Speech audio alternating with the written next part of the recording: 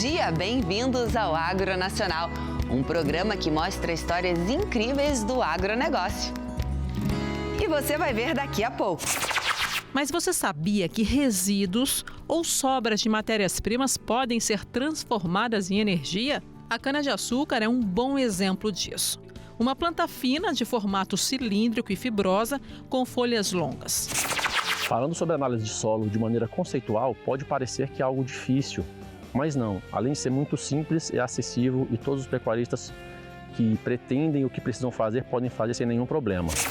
Em uma granja de suínos, a destinação correta dos dejetos evita contaminações e diminui o mau cheiro. E uma tecnologia que tem auxiliado os produtores é o biodigestor.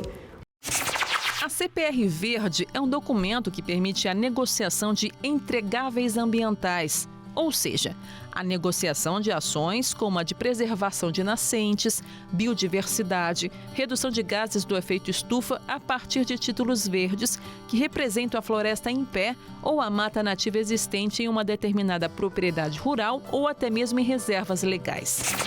A síndrome da má absorção, mais conhecida como síndrome de refugagem, acontece quando os frangos demonstram um comportamento diferente dos demais, quando não comem, não bebem, não se locomovem ou até apresentam uma cor alterada, mais esbranquiçada. Isso acontece principalmente com as aves mais novas. De manhã cedo eu venho, passo no aviário, faço meu serviço tudo. Aí durante o dia dou aquela passada para estimular eles no consumo da água e da ração. Isso aqui é um desafio, né? Porque todo lote para mim é um desafio, sabe? Porque tu entrar num lote que tem aqueles pintinhos pequenininho e tu saber que tu vai pegar inverno, verão, calor, frio, é tudo um desafio todo dia, né? O termo ESG quer dizer Social, Ambiental e Governança. A sigla substitui a palavra sustentabilidade no ambiente corporativo. Ele encanta. Primeiro, por ser um cavalo preto, bonito, né? Ele encanta. E é um cavalo que realmente ele sabe o que faz. Um cavalo muito bom de sela, um temperamento muito bom, muito dócil.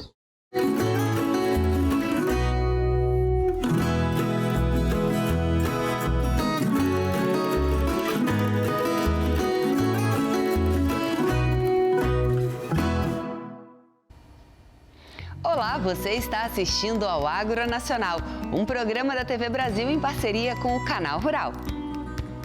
E eu, Jaqueline Silva, vou te acompanhar nesta jornada pelo universo agro, com muitas informações e ótimas histórias. Para iniciar o programa de hoje, vamos falar sobre a cana-de-açúcar, a primeira grande riqueza agrícola e industrial do país. Essa planta originária da Nova Guiné chegou em nossas terras há quase 500 anos. Hoje, o Brasil é o maior produtor de cana-de-açúcar do mundo. Vamos conhecer mais dessa produção?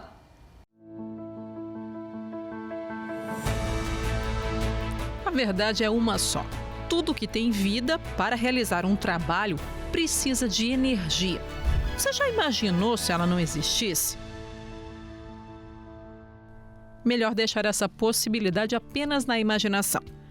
Mas você sabia que resíduos ou sobras de matérias-primas podem ser transformadas em energia? A cana-de-açúcar é um bom exemplo disso. Uma planta fina de formato cilíndrico e fibrosa com folhas longas. Segundo especialistas, pode chegar até a 6 metros de altura e é da mesma família que o arroz, o milho e a cevada. Veio da Nova Guiné e se adaptou muito bem a locais de clima tropical como o Brasil. Inclusive, representou a primeira grande riqueza agrícola e industrial do país. Oficialmente, foi Martim Afonso de Souza, depois de quase 30 anos da chegada dos portugueses, quem trouxe a primeira muda ao Brasil. E por que a cana-de-açúcar é tão importante?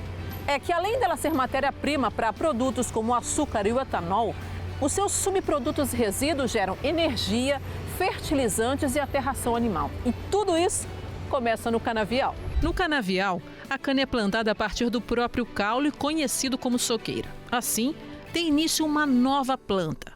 Do plantio ao primeiro corte, a espera de 1 ano e meio.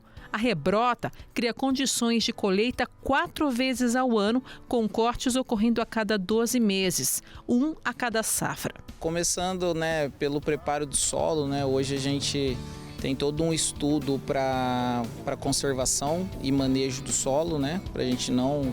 São técnicas para a gente não perder esse solo por erosão, por uma chuva muito forte que tenha, Aí vem o plantio, O nosso plantio, a gente tem algumas técnicas de usar a própria torta de filtro, tá? Para a gente melhorar ali a brotação, E o canavial mesmo fechado, Para a gente até economizar lá na frente com possível herbicida ali que a gente tenha que usar.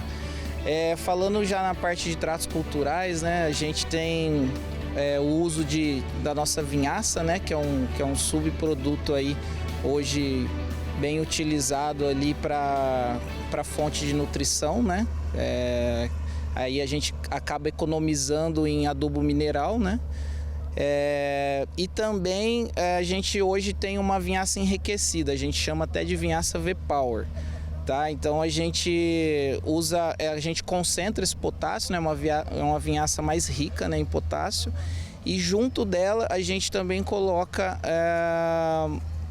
a gente enriquece ela com um adubo líquido também. Então isso ajuda em quê? Primeiro, a gente está usando um subproduto, a gente está economizando em adubo mineral e a gente está reduzindo o tráfego de máquinas no canavial, Então, para você ter um canavial com mais longevidade, E também você acaba reduzindo uma operação, então acaba reduzindo a emissão de gás carbônico na atmosfera, O drone também auxilia no processo. Hoje, a primeira etapa do processo de plantio e do cultivo da cana começa na topografia. Então hoje a gente faz o levantamento com o Vant. Então, através das imagens que ele tira, a gente coloca num software de processamento, ele gera um ortomosaico.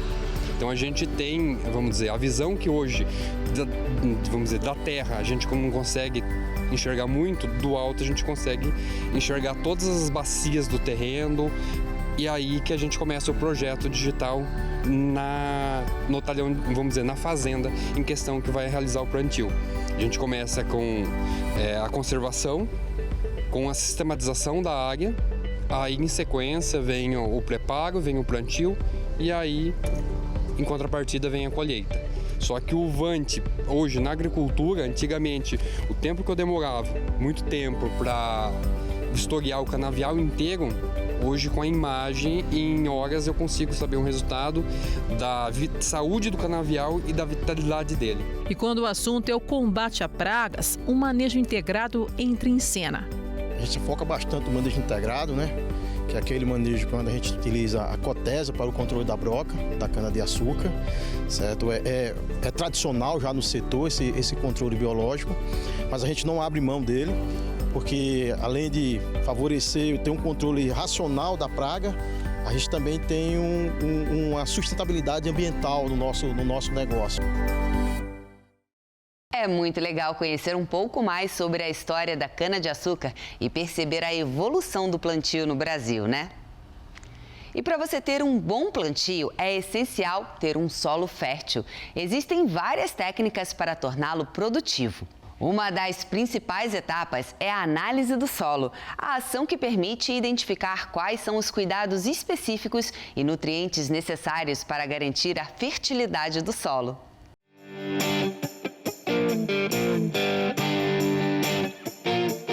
Como que eu entendo se o meu solo é fértil, não fértil, se ele está rico ou pobre em nutrientes?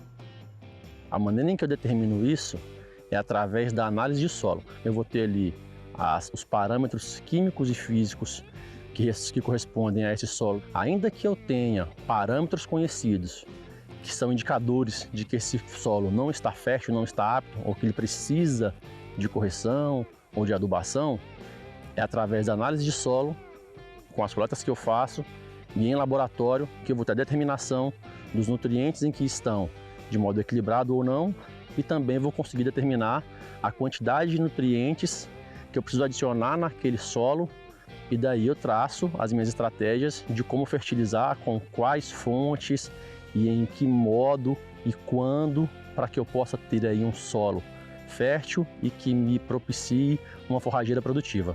Falando sobre análise de solo de maneira conceitual, pode parecer que é algo difícil, mas não. Além de ser muito simples, é acessível e todos os pecuaristas que pretendem o que precisam fazer podem fazer sem nenhum problema. É uma prática extremamente fácil de ser realizada, que consiste na extração em camadas sugeridas por um técnico, de maneira a você homogeneizar as amostras dentro de uma determinada área, geralmente número de amostras por hectare é a medida usual, e fazer o envio de acordo com as orientações do técnico, do agrônomo responsável, para que seja levado a um laboratório e que em pouco tempo você obtenha as respostas e tenha aí uma radiografia, né, do seu solo, mostrando quais são as condições e o que deve ser feito. Importante na determinação da fertilização que eu faça uso dos condicionadores de solo, a exemplo do calcário e do gesso, que vão equilibrar o meu pH em condições aceitáveis e vão ser propositores ou melhor dizendo, estabilizadores para que os nutrientes que serão adicionados ao solo estejam disponíveis para a planta. Um solo não fertilizado, digamos que pobre em nutrientes, me levam a uma pastagem pouco produtiva. Ainda assim, eu vou conseguir ter, no período das águas, um ganho de peso, ainda que não tão eficiente o quanto eu poderia ter, não extraindo as condições máximas que são possíveis de atingir, mas que ao fim das chuvas, onde eu vou ter um decréscimo da oferta de forragem e também da qualidade desse capim, eu tendo a ter, nesse próximo ciclo, que é o período seco, uma perda de peso, ou seja, eu ganhei peso nas águas e eu perdi peso na seca. Isso é o famoso efeito sanfona, que é uma prática insustentável, ou digamos assim, não sustentável, no sentido de que eu fiz extração de nutrientes, eu aumentei o meu período no sistema para atingir os meus objetivos e com isso eu não consigo atingir os patamares que eu necessitaria. Nesse exemplo não sustentável, onde o animal ganhou e perdeu peso, o que eu posso fazer? De quais ferramentas ou de quais estratégias eu posso lançar mão para reverter esse cenário? Uma delas é através da fertilização. Se eu consigo fertilizar o meu pasto e eu consigo ter um pasto com mais quantidade e com mais qualidade, atrelado às técnicas de manejo, eu elimino esse efeito sanfona, eu coloco o animal para ser mais eficiente, ganhar mais peso, reduzir o período de permanência do animal naquele pasto, aproveito melhor os recursos naturais e as tecnologias disponíveis, com isso eu sou mais rentável e mais sustentável. A utilização de adubação de pastagens na cultura da pecuária, ela ainda é um pouco tímida. A fertilização, o uso dos corretivos, eles me proporcionam a otimização dessa área, ou seja, eu deixo de utilizar áreas maiores para produzir a mesma quantidade, eu aumento a minha pressão de pastejo, a minha carga animal dentro daquele hectare, e isso me dá uma meta de sustentabilidade, que é ser mais produtivo e ser mais eficiente em uma área potencialmente menor, ou produzindo mais na mesma área. Isso aí me traz essa métrica de sustentabilidade e também de rendimento econômico, garantindo a otimização, patamares bem elevados de produtividade, coisas de 3, 4, 5, 10 vezes mais produtividade quando comparado com pastagens degradadas e não fertilizadas. É uma tecnologia que precisa ser encarada com um pouco mais de, digamos, bons olhos para adotar e entender as possibilidades e os benefícios que eu posso ter com essa atividade. Pode ser utilizada por pecuaristas de pequeno, de médio, de grande porte, e que a gente tem que falar cada vez mais sobre esse assunto, sobre todas as métricas possíveis e tecnologias disponíveis para garantir sucesso e sustentabilidade. Um aumento de até 10 vezes em produtividade e de forma mais sustentável. É a tecnologia fazendo uma verdadeira revolução no campo. E você sabia que os dejetos de porcos podem ser reaproveitados até mesmo para gerar energia? Vamos ver agora como funciona e quais os benefícios de se ter um biodigestor em uma granja de suínos. uma granja de suínos, a destinação correta dos dejetos evita contaminações e diminui o mau cheiro. E uma tecnologia que tem auxiliado os produtores é o biodigestor, um sistema de tratamento de efluentes utilizado para acelerar o processo de decomposição da matéria orgânica gerada pelos animais. Propriedades que têm o biodigestor instalado são propriedades que têm um odor muito menor, né, do metano sendo liberado aí à atmosfera, né, dentro das propriedades rurais. Essa granja aqui, ela tem 3 biodigestores, onde começa o processo de tratamento e depois essas 6 lagoas. E dá para ver e sentir o odor, você está sentindo que quase não tem. Realmente o produto fica num ponto que ele não tem mais risco de poluição nenhuma e só traz benefício para o solo.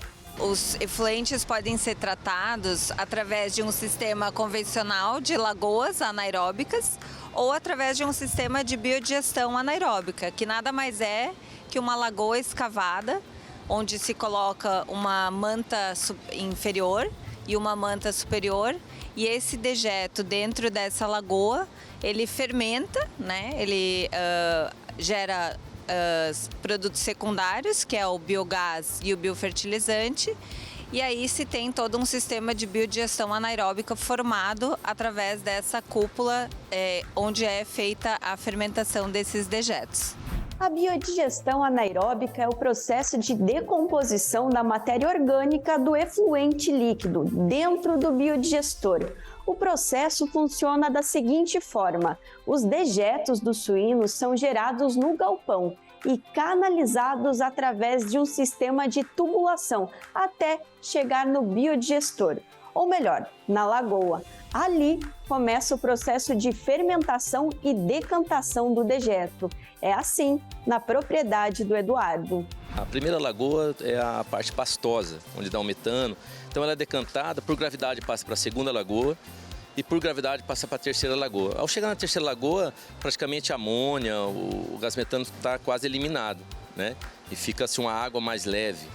E pela lei ambiental é o dejeto que a gente pode despejar na natureza. Aqui nós temos um processo de fertirrigação, né, que tem uma bomba, é feita uma linha mestre com encanamento, e a cada 36 metros sai um registro, e a gente tem linhas móveis, né, com aspersores que faz a fertirrigação na pecuária, para ter estamos corrigindo nosso solo, estamos fertilizando nosso solo. A partir do processo de biodigestão, são formados 2 subprodutos, o biogás e o biofertilizante. O biogás é composto por dióxido de carbono e metano, uma fonte de energia renovável que pode ser usado tanto para a geração de energia térmica quanto para a energia elétrica.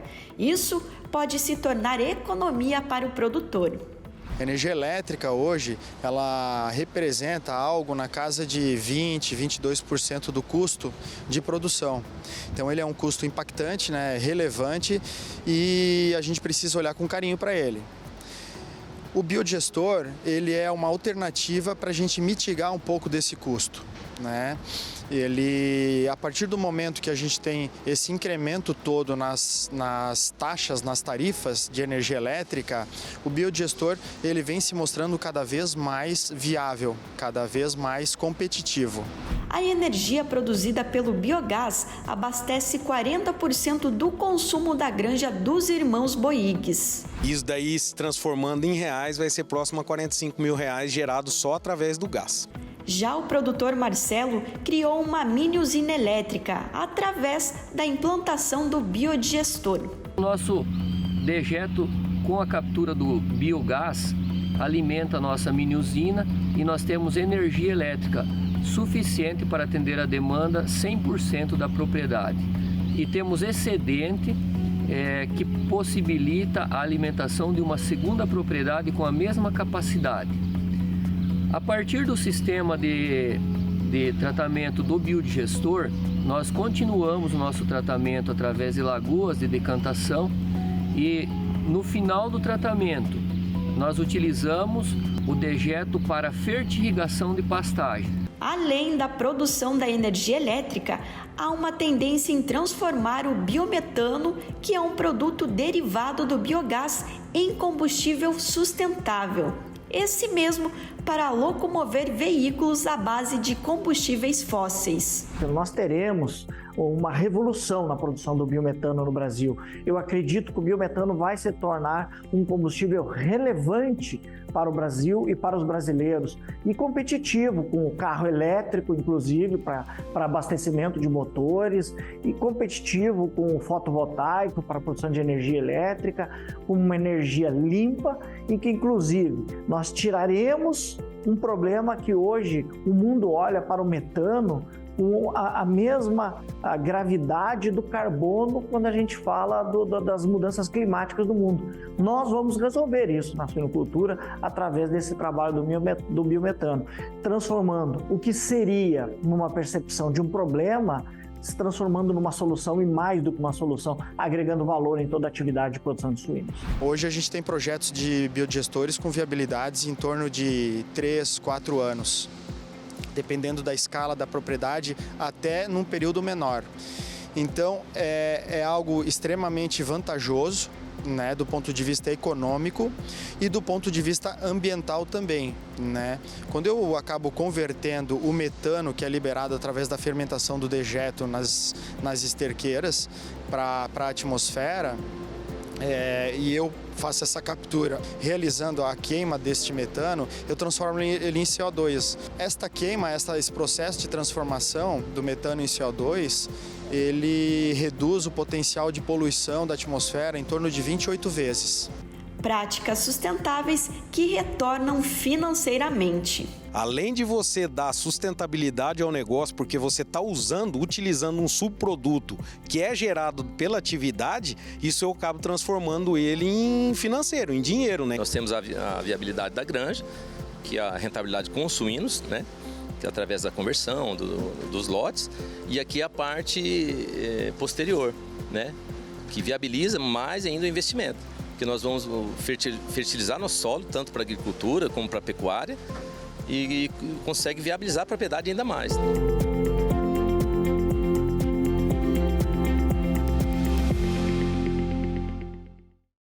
A destinação correta dos dejetos é fundamental para a qualidade sanitária de granjas suínas, além de gerar biogás e biofertilizantes para a propriedade. Vamos falar agora sobre a Cédula do Produtor Rural Verde. A CPR Verde é um título de crédito que financia atividades de reflorestamento e a manutenção da vegetação nativa em propriedades rurais. Vamos entender melhor como ele funciona na prática. A CPR Verde é um documento que permite a negociação de entregáveis ambientais, ou seja, a negociação de ações como a de preservação de nascentes, biodiversidade, redução de gases do efeito estufa a partir de títulos verdes que representam a floresta em pé ou a mata nativa existente em uma determinada propriedade rural ou até mesmo em reservas legais.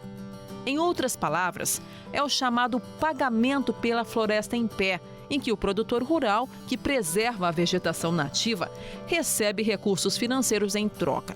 O objetivo da CPR Verde é incentivar a preservação ambiental dentro do agronegócio.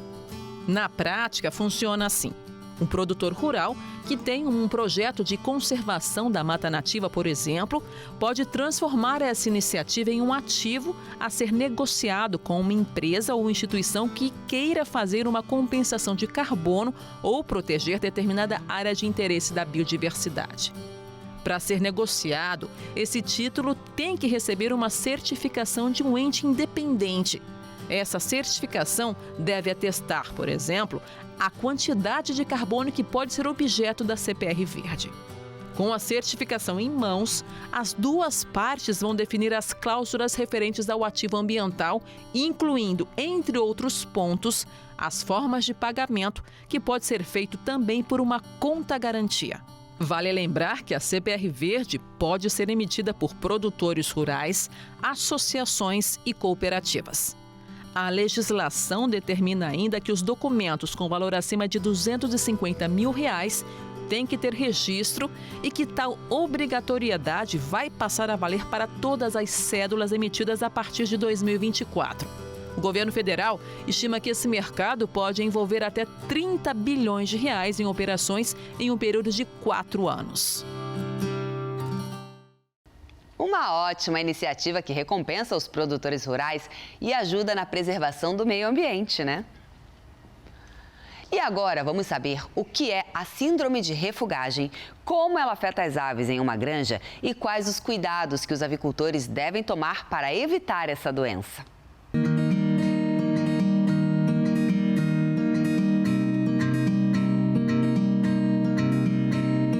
A síndrome da má absorção, mais conhecida como síndrome de refugagem, acontece quando os frangos demonstram um comportamento diferente dos demais, quando não comem, não bebem, não se locomovem ou até apresentam uma cor alterada, mais esbranquiçada.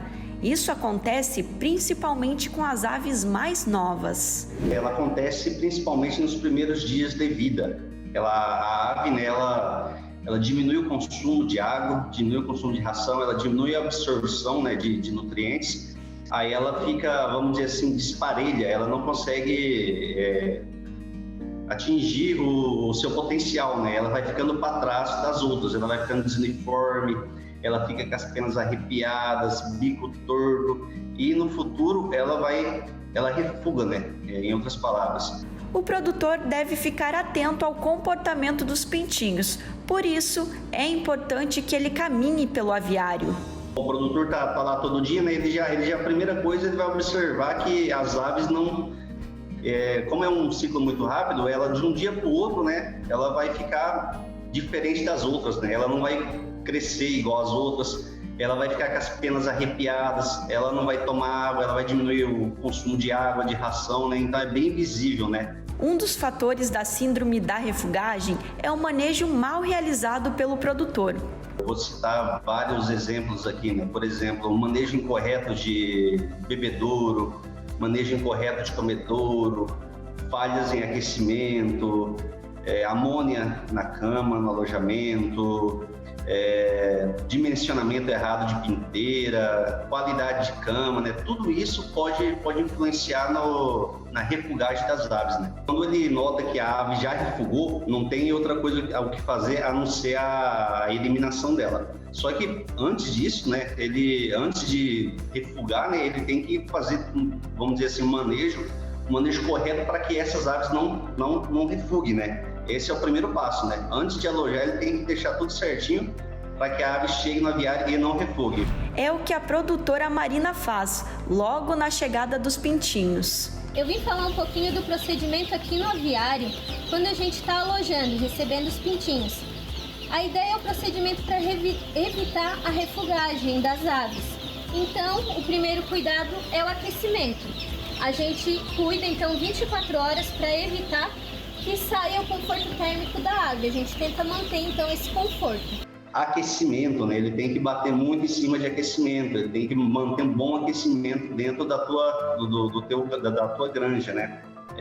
Pintinho passa frio, ele não vai desenvolver o intestino, não vai desenvolver e aí ele não vai ganhar peso, né? Então ele vai refugar também. E os outros dois cuidados que são muito importantes é a ração e a disponibilidade de água, que tem que ser à vontade. Então, o cuidado com a água é sempre manter fresquinha. A gente está o tempo todo trocando essa água, renovando para que ela tenha uma água bem fresca para estar tomando. A gente tem esse bebedouro automático, que ele vai abastecendo sozinho, que é para evitar que o pintinho tenha dificuldade no momento de tomar na biqueirinha, ele vem nesse bebedouro automático. E a disponibilidade de ração, a gente coloca no papelão e no comedouro, para que realmente ele não tenha dificuldade de acessar a ração. Deixar o comedor, né, com bastante ração, né, visível a ração, que o pintinho, quando chega, possa alcançar, possa visualizar a ração. A água tem que estar disponível, os bicos do nípel, né, tem que estar bem molinho, né, uma vazão boa também para eles conseguirem beber água. A altura ideal para eles tomarem água, né? A água tem que ser fresca, né? Ela não pode ser quente. Então, assim, água quente pode ser não, refuga pintinho, refuga ave. E caso aconteça de uma avezinha ela ter um pouco mais de dificuldade de acabar refugando, a gente tem esse espaço separado, que é onde elas têm um ambiente mais livre, com mais ração e um acesso de água com um bebedouro infantil, então para ajudar um pouco mais. Que é para realmente essa ave, que ela está com um pouquinho mais de dificuldade, ela não refugar. Outro ponto fundamental é manter a biosseguridade da granja em dia. Isso pode evitar danos futuros no lote, como a perda de aves.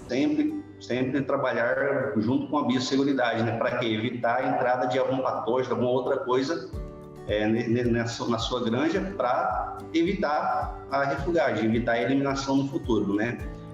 Como que eu vou fazer questão de biosseguridade? Procedimentos normais, né? Sempre entrar com bota, calçado exclusivo na granja, lavar a mão, roupa exclusiva, né?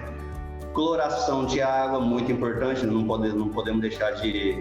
podemos esquecer da cloração de água desde o início, desde a chegada do pintinho, a água tem que estar clorada, né? Esses fatores juntos, esse conjunto de fatores aí, vai ajudar no bom manejo e, consequentemente, não vai deixar o teu lote refugar.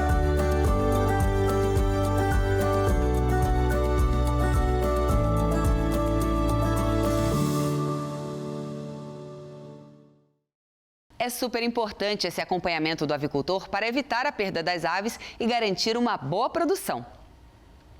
E por trás de tanto trabalho, existem famílias com histórias incríveis. Então agora nós vamos até uma granja no sul do país para conhecer a família Junkies. Um encontro em um baile dançante há muitos anos uniu o seu Lindolfo e Dona Estéria. E essa história de amor deu origem a uma linda família de avicultores.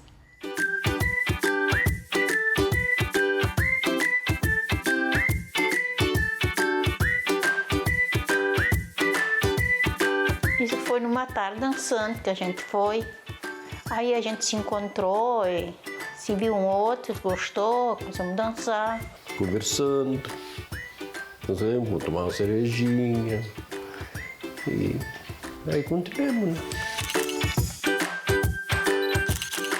Naquela época, antes disso aí, nós fabricávamos, fazia cachaça, né? Aí de 75, viemos já outra rotina, plantar fumo. Aí no 95 comecemos com alveário. Naquela época que tinha muitos aí, tinha alveário, né? E aí inventamos de botar um também, um alveário mais pequeno, tudo a manual. Aí no 95. E 96 já botei outro. Aí no 2010 botei esse que estava funcionando lá embaixo.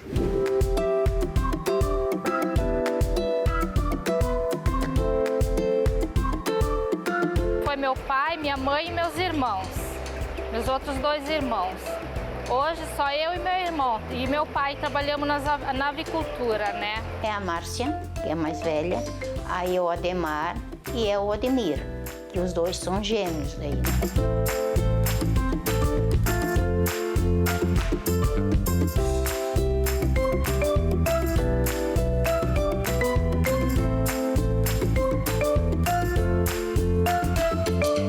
Eu tinha um tio que criava frango, aí quando era novo eu estava lá, algum final de semana. Aí lá trabalhando, aí houve a oportunidade de tiver frango aqui, se teve vaga para colocar aviário, aí construímos uma granja de 600 metros quadrados, que era para 6 mil frangos. Era tudo diferente do que é hoje, né? Era tudo manual. Aí no 96 construímos outra. Aí no 2002 fazemos um aviário, aí começamos com 18 mil frangos. Aí começamos a cuidar. Aí no 2009 teve outra oportunidade para construir esse aviário aqui. A água era tudo aqueles bebedouros, precisava lavar todo dia.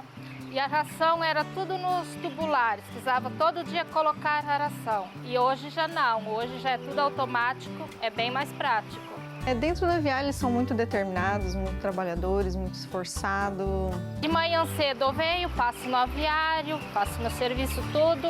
Aí durante o dia dou aquela passada para estimular eles no consumo da água e da ração. Isso aqui é um desafio, né? Porque todo lote para mim é um desafio, sabe? Porque tu entrar num lote que tem aqueles pintinhos pequenininho e tu saber que tu vai pegar inverno, verão, calor, frio, é tudo um desafio todo dia, né?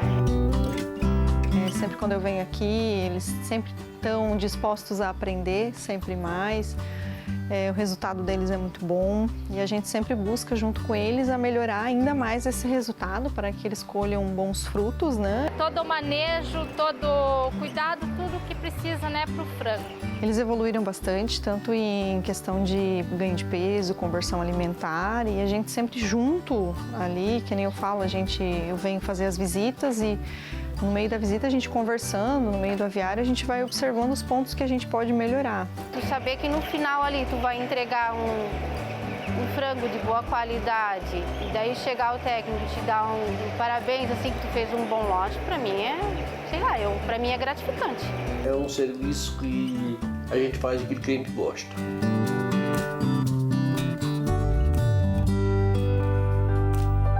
Eu sou casada, né, com a Ademar. Eu tive 2 filhas, mas hoje uma já é falecida, daí eu tenho uma filha que me acompanha junto na avicultura também.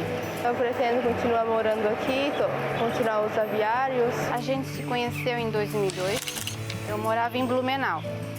Aí em 2004 a gente casou, daí na avicultura mesmo eu entrei e está fazendo 12 anos, porque primeiro eu trabalhava fora em empresa têxtil, né? Aí depois eu comecei a trabalhar com frango. Com ele eu comecei a aprender o manejo, né? Aí no começo não foi fácil, mas daí ele me deixou sozinho muitas vezes, daí ali eu fui aprendendo. Aí depois começou essas coisas de internet, né? Aí eu comecei a pesquisar, entrei em páginas de grupos de avicultores. Hoje eu acho que eu consigo fazer um bom resultado.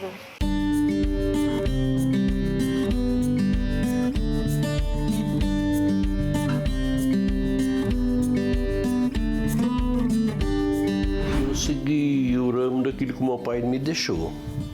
E os filhos também estão continuando isso aí. O exemplo que eles me deram, que eu peguei deles, né, tudo.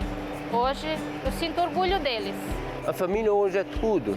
Se a família não é importante, o que é importante hoje? Foi com eles que aprendi a ser o que sou hoje, né?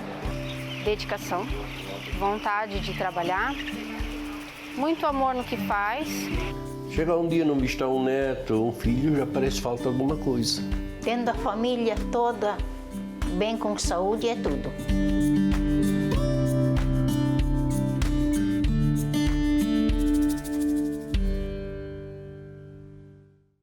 Que história bonita da família Junkies. E a dedicação à avicultura continua seguindo em cada geração. A preocupação com o meio ambiente tem feito com que as empresas busquem cada vez mais práticas que sejam sustentáveis. Vamos saber agora o que significa a sigla ESG e por que apenas 1 em cada 5 brasileiros já ouviu falar desse termo tão importante. Você sabe o que é ESG? Isso impacta de alguma forma na sua vida? Não, nunca ouvi essa sigla antes. É tipo uma governança social, ecológica. O termo ESG quer dizer social, ambiental e governança. A sigla substitui a palavra sustentabilidade no ambiente corporativo. Mas foi usado pela primeira vez em 2004, numa publicação do Pacto Global em parceria com o Banco Mundial. Na época, o secretário-geral da ONU, Kofi Annan, cobrou de 50 gestores de instituições financeiras o que eles fariam com relação a aspectos sociais, ambientais e de governança. O que a gente não imaginava é que uma cobrança feita há tanto tempo atrás teria reflexo hoje. Quando a gente fala de ESG ou ASG, né, quando a gente traduz essa sigla para o português, a gente está levando em consideração aquilo que as empresas podem desenvolver para se relacionar melhor, né, com a sociedade. Então, as questões sociais que ela deve levar em consideração, o seu impacto ambiental e como ela pode minimizar esse impacto, prevenir o seu impacto ambiental, e em questões de governança, como ela se organiza para que as suas operações elas possam ter um impacto mais positivo, seja para a sociedade, seja para o meio ambiente. Os brasileiros têm dificuldades em entender o significado da sigla ESG. A comprovação foi feita por uma pesquisa do Google em parceria com a plataforma de MindMiners e o Sistema B. Dos 3.000 entrevistados de todas as regiões e classes sociais do país, 47% não têm referência de marcas que tratam do assunto. E apenas 1 em cada 5 brasileiros já ouviram falar do tema. E na prática é mais fácil do que você imagina ser ESG. Quer ver só? Projetos voltados para o estímulo de uma participação mais ativa de mulheres no campo, do desenvolvimento, né, dessas mulheres para que atuem na produção rural.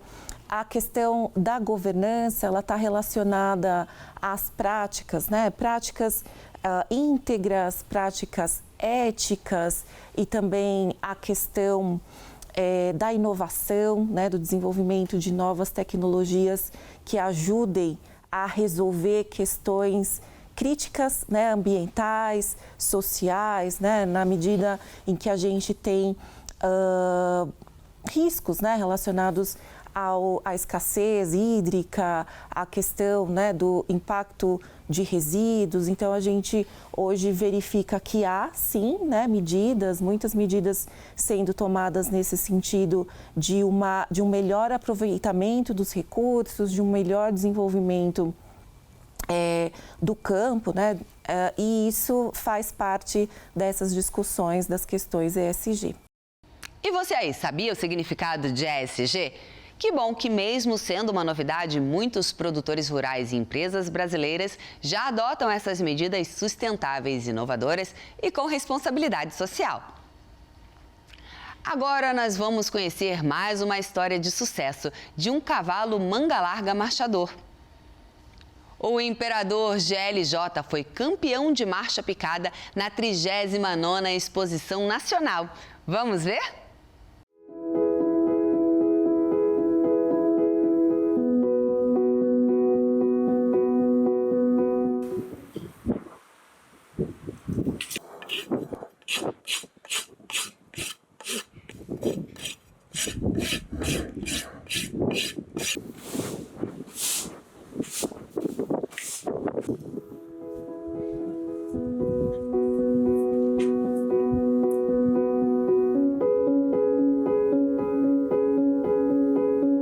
Ele encanta. Primeiro, por ser um cavalo preto, bonito, né? Ele encanta.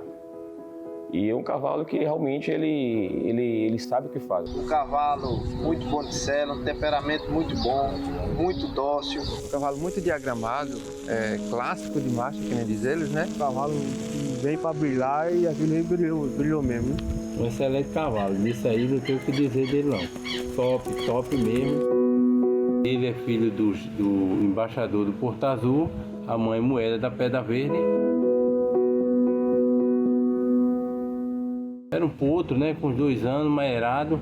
Mas aí eu comecei, depois, quando chegou a idade, né, de mexer e fazer todo o charreteamento, comecei a charretear ele, rodar ele, quebrar ele e já vi que ele era um cavalo com potencial. Ele começou a se mostrar com muito potencial, certo? Um cavalo pelagem preta, top de marcha, excelente de marcha. No meu tempo lá eu fiz umas 3 exposições com ele sempre se saiu bem.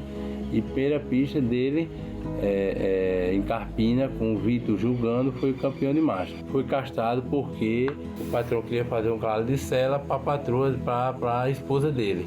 E aí escolheu o Imperador, que era um cavalo manso, bonito, preto.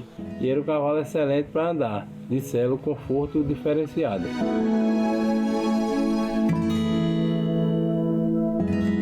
Eu que mexi no Imperador GLJ durante 1 ano e 6 meses.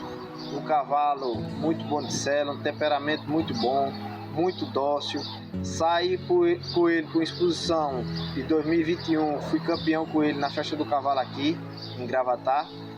um cavalo muito bom de sela. Ele é irmão da caprichosa GLJ, que foi campeã das campeãs 2019. Muito fácil de tocar, muito bom de mexido, temperamento muito bom, muito dócil. Cavalo que só deu alegria a nós aqui na fazenda. O Imperador está com a gente há 5 meses. Tinha visto ele no leilão. Na verdade, eu tinha visto ele antes, numa exposição há 1 ano e meio atrás, em Campina Grande. Inclusive, ele caiu com um cavalo meu na categoria. Ele é um cavalo muito bonito, um cavalo preto, forte, né? E um cavalo desse castrado e tal. E machador, muito machador o cavalo. Então, desde lá de Campina Grande, ele me encantou, né? E quando eu vi que a gente fez o nosso planejamento dos animais que iria para Nacional, a gente viu que estava faltando ali mais um castradozinho para compor o nosso time. Aí o Nilson me ligou, aí mandando eu ir lá, ver lá no Arabiporanga. Eu peguei e fui lá, realmente para ver se era bom mesmo o cavalo. Chegamos lá, montei no cavalo, gostei demais. Aí eu falei para ele, olha, esse cavalo é bom, aí se é bom mesmo eu vou comprar. Rapaz, foi uma química que bateu, colou, eu e ele. Na hora que ele chegou assim, aquele cavalo dócil, você pega ele na baia dele, sem cabeça, você pega nele todo canto, no pé, nas mãos, alisa ele. Aquele carinho que todos os animais querem, né? Aquele cara já se dá muito eu trato ele como trato os outros, mas sempre tem um animal que acaba tendo aquele gostinho mais especial, né? Era eu que tinha por ele. Com pouco tempo, ele já veio mostrando bom desempenho e tal, e aí conversamos e falamos, vamos levar para uma exposição para te testar ele e tal. A gente foi para a Festa do Cavalo com ele em Gravatá. Campeão de marcha, adulto castrado de marcha picada, Imperador GLJ. E lá ele foi campeão dos campeões. Campeão dos campeões de marcha castrado de marcha picada, Imperador GLJ. Saindo de lá, a gente foi para Nacional. A gente viu que de fato ele é um cavalo diferenciado. A gente viu que ele tinha potencial para isso e a gente foi continuando o trabalho sério e dando condição a ele, e ele mostrando realmente o que ele queria, que ele estava querendo pista, e a gente foi dando condição, e graças a Deus chegou na Nacional super bem, né?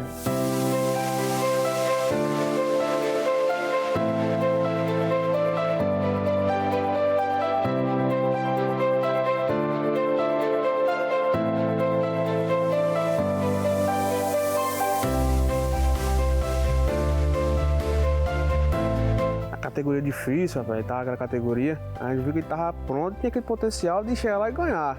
Quando eu vi que os 2 animais, eles tinham se pegado na categoria, aí eu liguei para Ronaldo e perguntei, e aí, Ronaldo, beleza? Você vai montar em quem? Dá para montar no Imperador. Eu falei assim, porra, beleza, vamos fazer o seguinte, monta no Atos, até porque você já tem já uma habilidade com ele, já conhece o cavalo, já 2 cavalos na verdade, que prepara é Ronaldo. E deixa o outro para Gilberto montar, para a gente poder, tipo assim, se um dos 2 passar, a gente brigar pesado no grande, né? Se caso venha passar um dos 2. E assim foi feito. Ele foi muito humilde, Ronaldo, ele assimilou isso muito bem.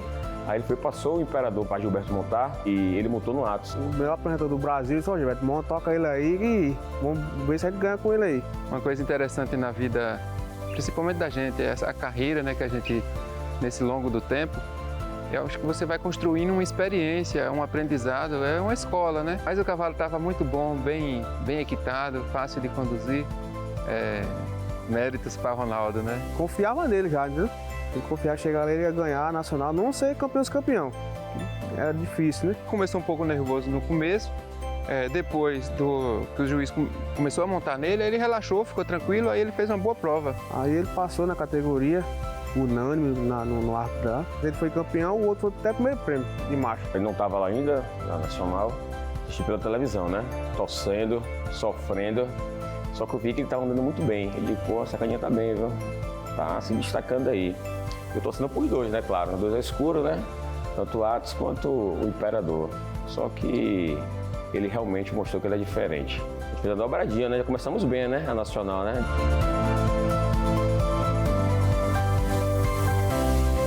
Deus estava reservando coisas melhores ainda, né? Muitas emoções, muita coisa ainda boa estava por vir.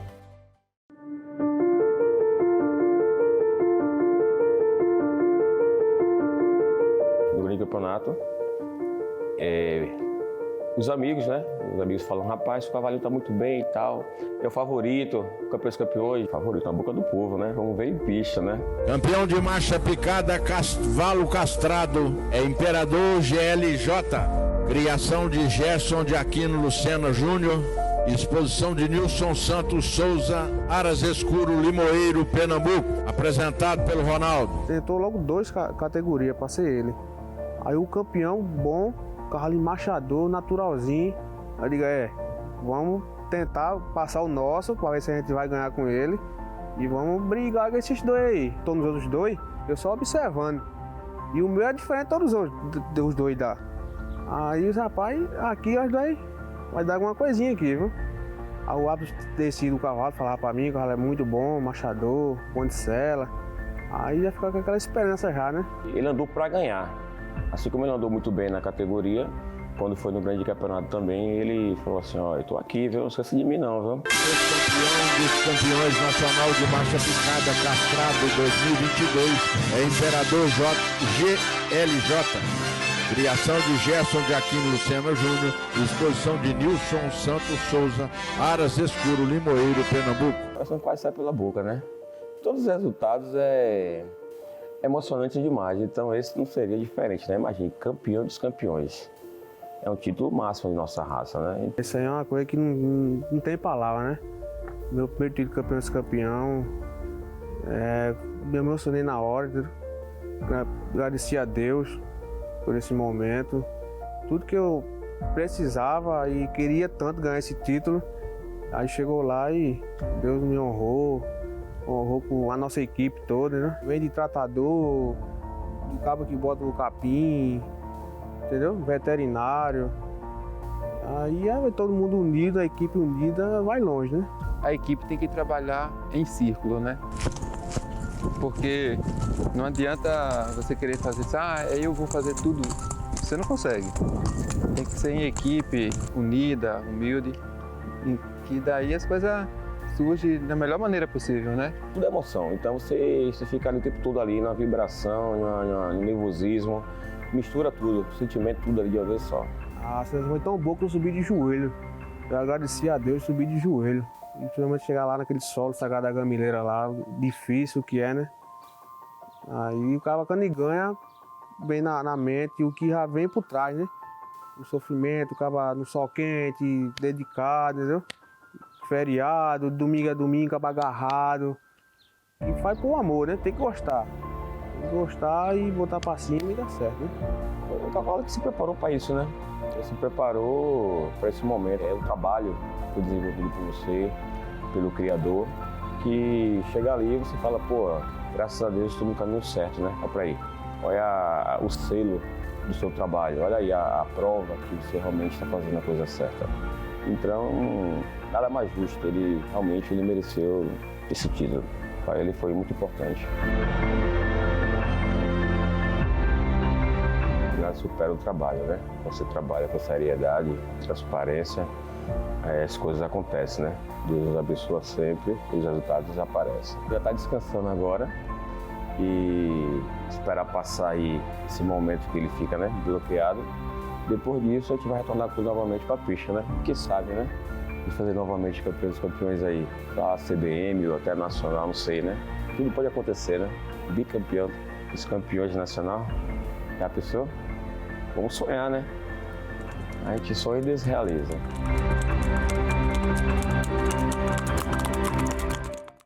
O Imperador GLJ é um cavalo diferenciado, com ótima genética e muito bonito também.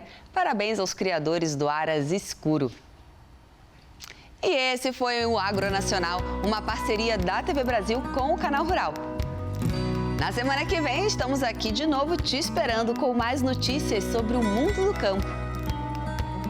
Mas você também pode assistir o nosso programa na TV Brasil Play e nos seguir nas nossas redes sociais da TV Brasil.